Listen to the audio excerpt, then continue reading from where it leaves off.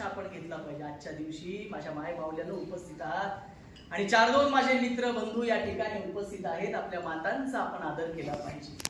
पण ह्या सगळ्या दक्षित असलेल्या पटलावर आलेल्या या सगळ्या माता आहेत. पण दाक्षायणी वेलिंदी नावाची एक महिला भगिनी आमची संविधान सभेत member of Indian constitution committee ती होती. तिनं त्यावेळेला तुमच्यासाठी भांडली तिथं पुरुष सदस्यांबरोबर. म्हणून तुम्ही आज हे दिसता. म्हणजे त्या दाक्षायणी वेलिंदीचं पण स्मरण आपण मुक्ता साहेबांचं स्मरण केलं पाहिजे. ताराबाई शिंदेचं स्मरण केलं पाहिजे. अहिल्या मातेचं स्मरण केलं पाहिजे. माऊली सगळ्या आमच्या मातांचं स्मरण केलं पाहिजे आणि मग आपण पुढे गेलं पाहिजे. समजलं? आणि मग त्यांनी सांगितलं काय आपल्याला हे पण समजून घेतलं पाहिजे. तुम्ही आम्ही सगळ्यांनी समजून घेतलं पाहिजे. नाही तर माझ्या पुरी या कॉलेजमध्ये मी पुढे लेक्चर देतोय मॅडम आणि या पाठीमाग चॅटिंग करतायत असल्या या सगळ्या माय मौल्यांना मातांना हे अपेक्षित होतं का? नाही अरे त्यांनी तुमच्या हातात पुस्तक दिलं. पुस्तक वाचा. वाचल्यानंतर तुमचं मस्तक घडेल आणि घडलेलं मस्तक वाईट विचारांचं हस्तक होणार नाही आणि या सगळ्या महामानवांच्या समोर नतमस्तक झाल्याशिवाय राहणार नाही. म्हणून माऊली आपण या माऊल्यांचा या मातांचा आदर्श घेतला पाहिजे. त्यांनी काय सांगितलं आपल्याला? शिकायला लाजू नको ग, येण्यावानी मागू नको ग.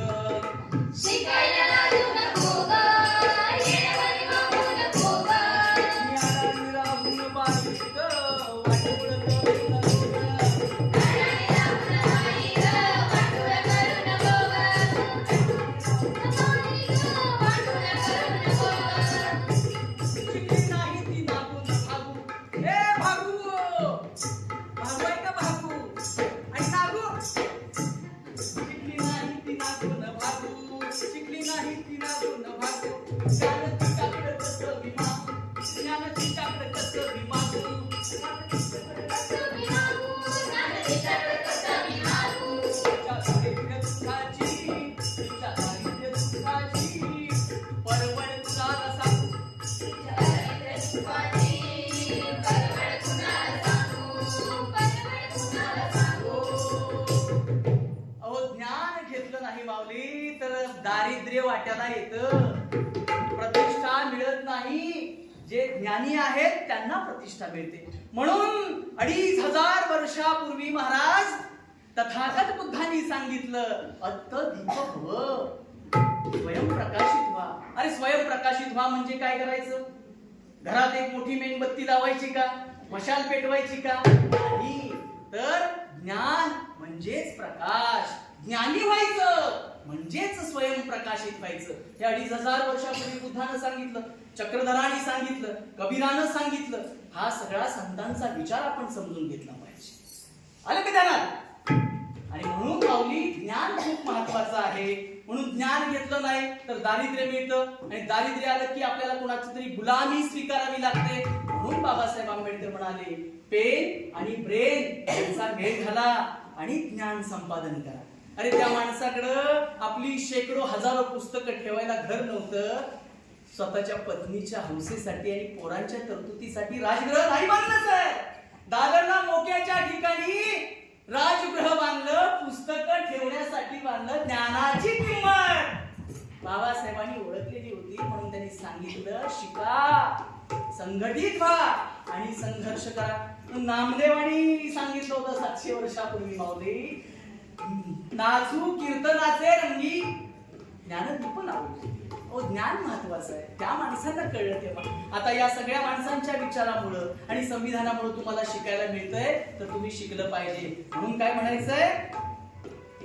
ज्ञान महत्वाचं आहे. म्हणून संत म्हणतात, त्या विचारांचे लोक म्हणतात अगं लाव ग लाव ज्ञानाचं कुंकू कपाळी लाव. अगं लाव ग लाव ज्ञानाचं कुंकू कपाळी लाव. लाव ग लाव ज्ञानाचं कुंकू कपाळी लाव. ज्ञान घेण्यासाठी कुणी कुणी त्याग केला. आता सगळं ऐकून मिळायला लागलं. कॉलेज दारात बस पास मोफत, पप्पांनी स्कूटी घेऊन दिली आमच्या नागूला आणि भागूला.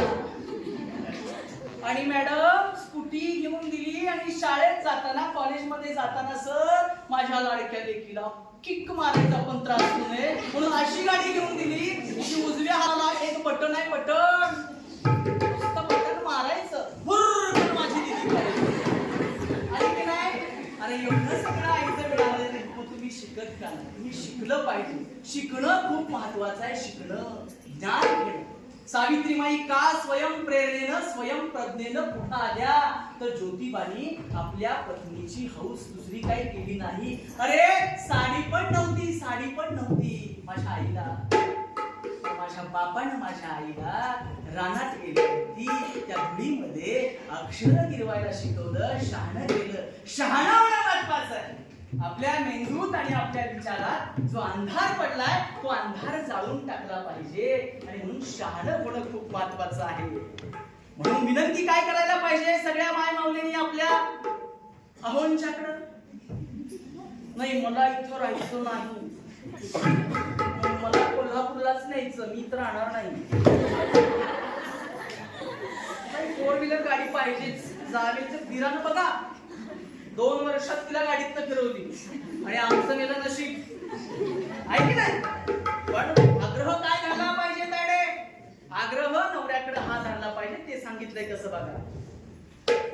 धरू नका माझा राग, धरू नका माझा राग, लागते मी तुमच्या माग, एवढा विचार डोक्यात साठवा.